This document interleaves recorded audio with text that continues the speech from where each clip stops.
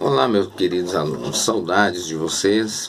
A gente está vivendo tempos difíceis, mas logo logo a gente vai superar isso. Nessa oportunidade, eu estou produzindo essa videoaula para vocês com o objetivo da gente se interagir de alguma forma, né?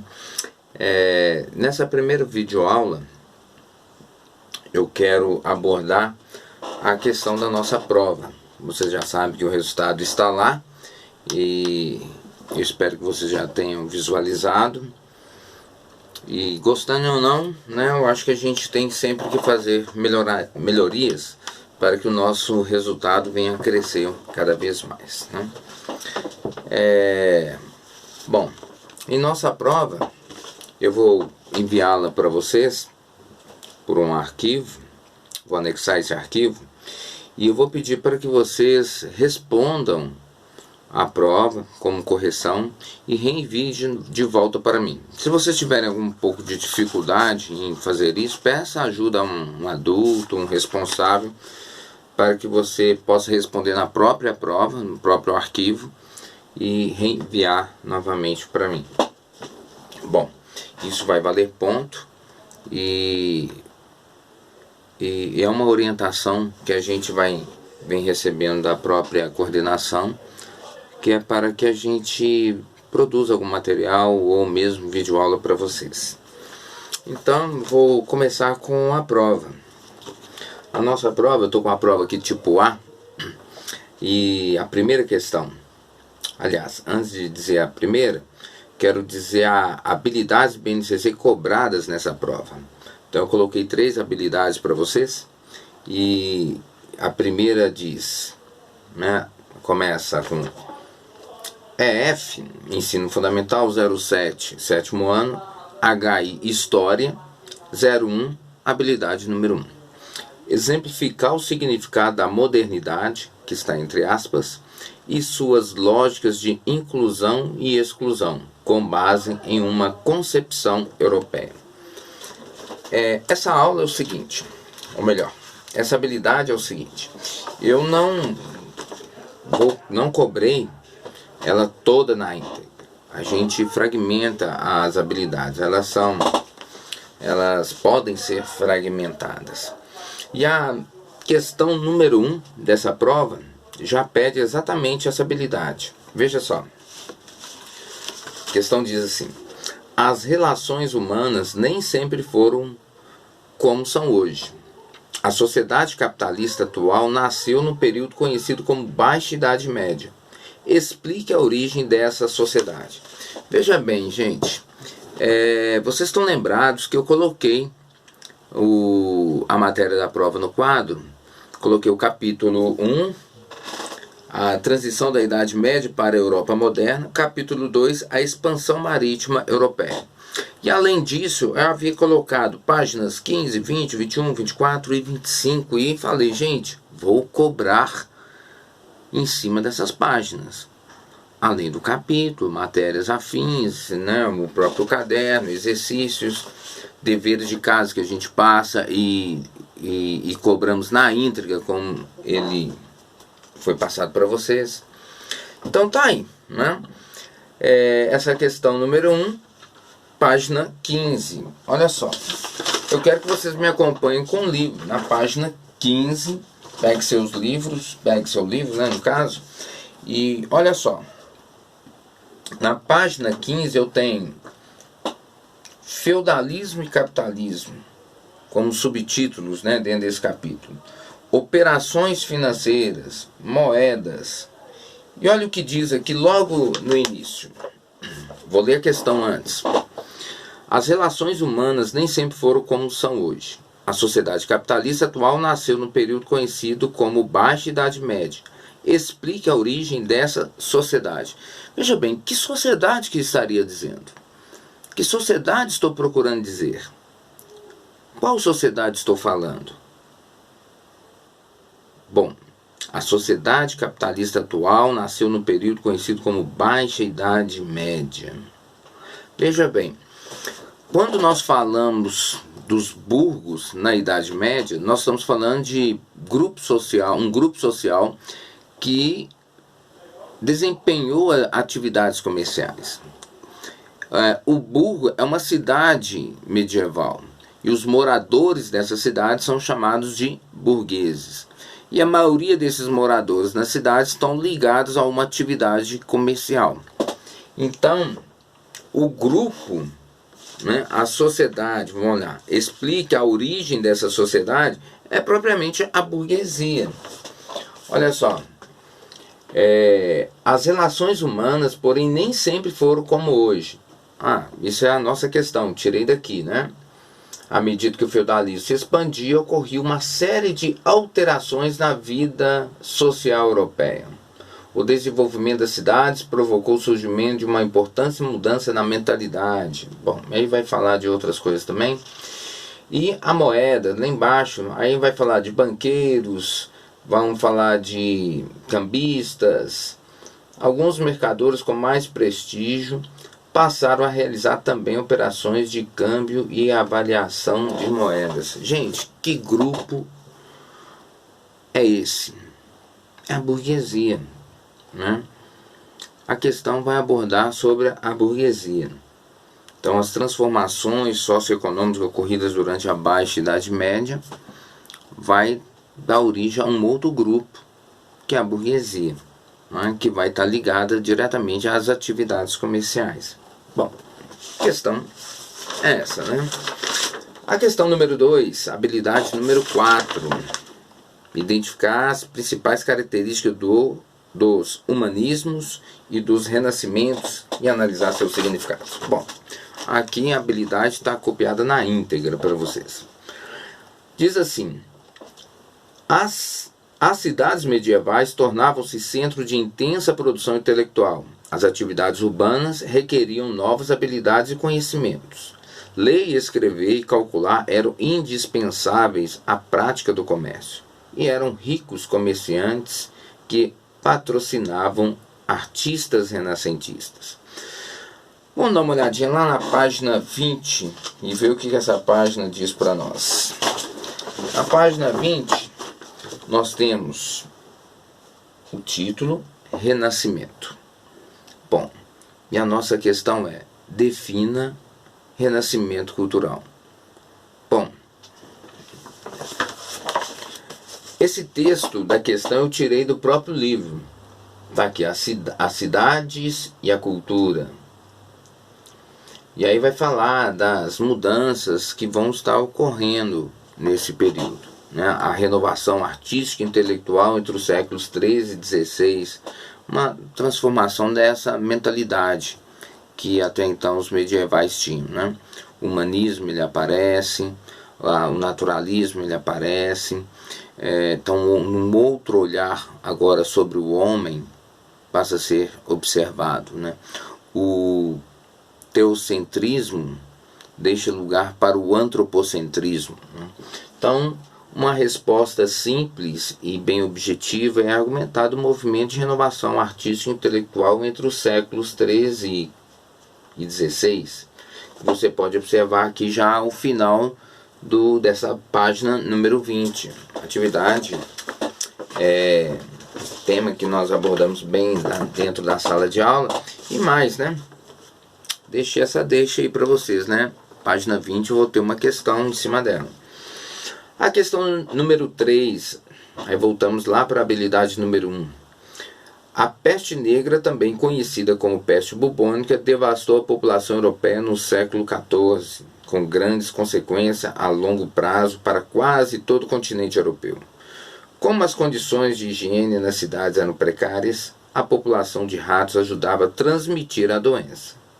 Então aqui estou pedindo para explicar o fortalecimento dos estados monárquicos a partir da crise do século XIV.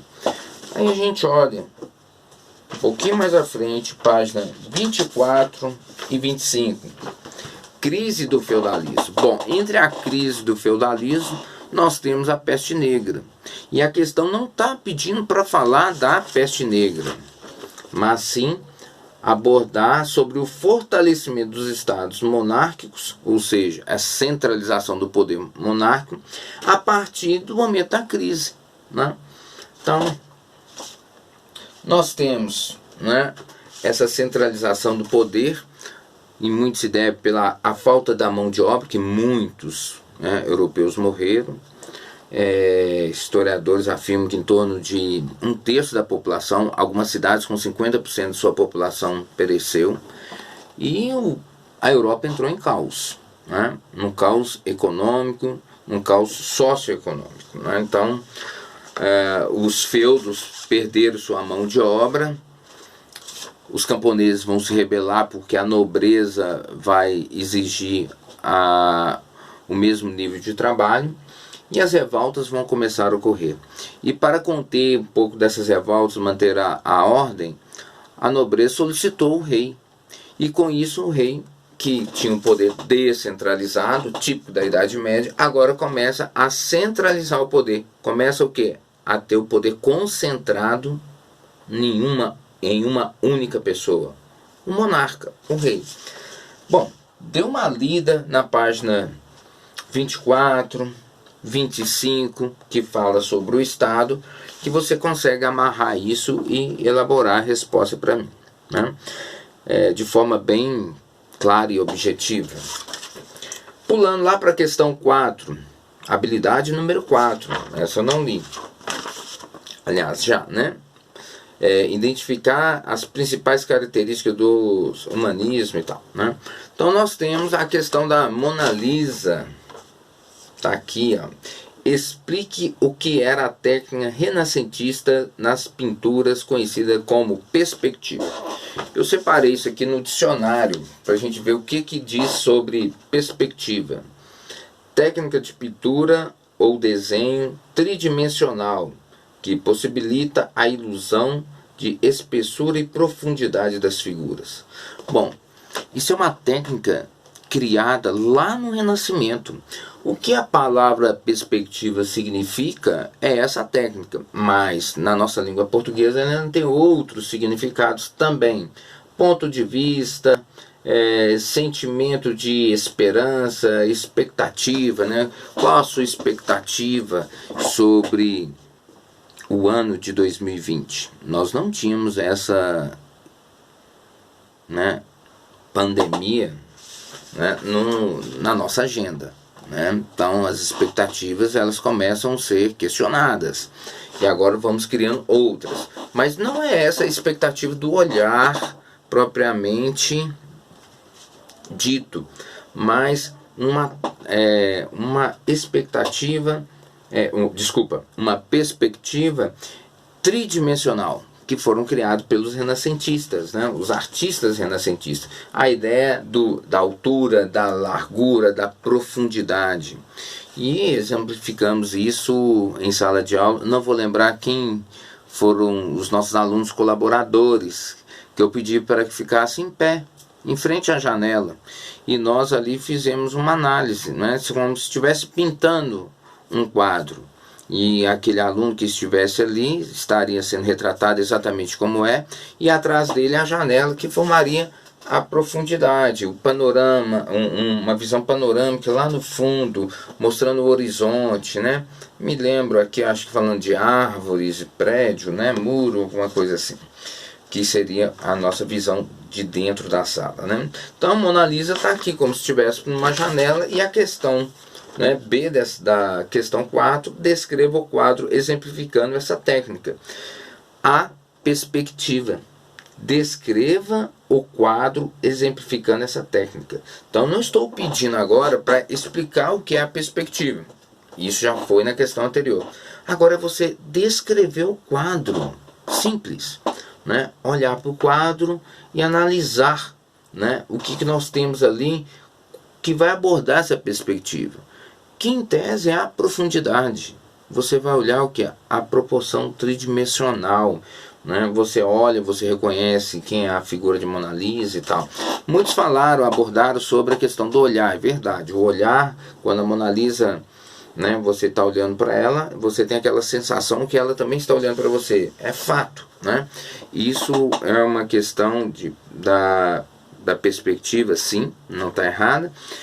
Uma questão da matemática, dos cálculos matemáticos, que também é colocado dentro dos quadros renascentistas, para que esse ângulo eles consigam causar essa visão de ótica que nós temos, como se ela estivesse sempre olhando para nós. Bom, para finalizar, né, nós temos aqui a questão número 5 e 6. Questão 5, habilidade número 6. Aí pede comparar as navegações no Atlântico e no Pacífico entre o século XIV e XVI. Né? Bom, como eu falei, a habilidade eu coloquei na íntegra, mas não significa que a gente cobrará exatamente na íntegra. Aí eu pular para a página 38 do nosso capítulo 2 agora. Olha só.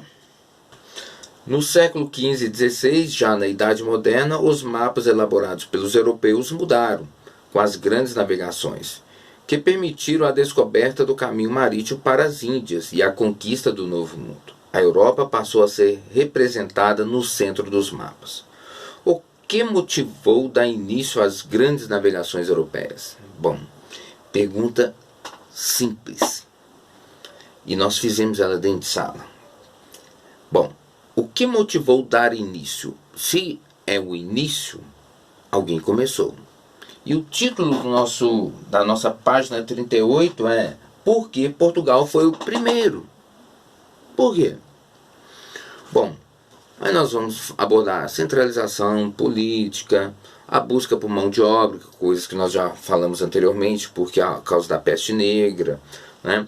Busca por especiarias, né? Atividades comerciais, o interesse da burguesia. Dê uma lida e traga isso para mim.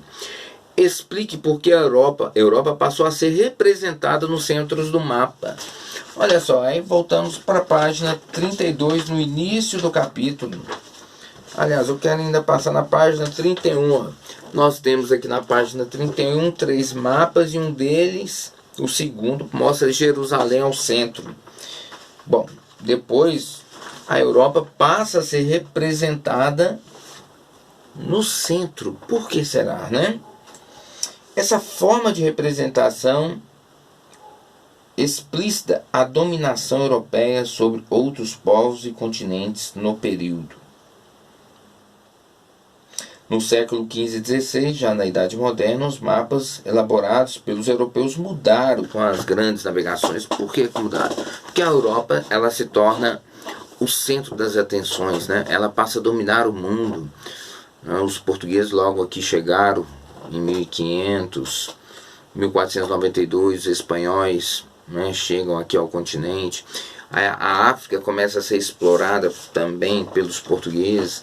Então a influência europeia dá um destaque maior e a gente percebe que essa formação dos mapas não são meramente um desenho artístico de um geógrafo, mas há interesses políticos por trás, onde ele coloca de forma até intencional a Europa no centro, né, para chamar a atenção, né? Mostrar que ela que tem um domínio. E a última, diferencie as expressões teocentrismo de antropocentrismo. Bom, essa eu vou deixar para você pesquisar e trazer a resposta para a nossa atividade dessa primeira videoaula. Bom, por fim é só, quero deixar aquele grande abraço para vocês, lembrar da nossa responsabilidade em lavar as mãos constantemente, mais do que o normal, respeitar os nossos limites, pois nós estamos com um habitante não muito querido, né, o nosso novo coronavírus, e a gente espera que logo logo ele vá embora, né? E para isso nós precisamos ficar um pouco parado para que ele siga em frente. Então fica aqui um grande beijo, um abraço em todos vocês e até a próxima. Tchau!